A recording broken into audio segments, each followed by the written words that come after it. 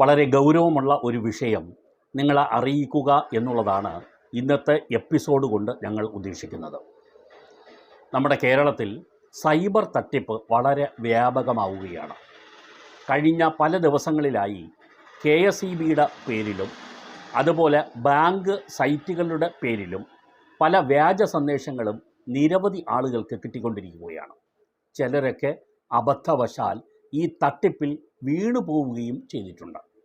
KSEBയുടെ തട്ടിപ്പിൽ ഒരു PWD retire engineer തന്നെ കഴിഞ്ഞ ദിവസം വീണുപോയി എന്നുള്ളത് പത്ര റിപ്പോർട്ടുകൾ ഉണ്ടായിരുന്നു.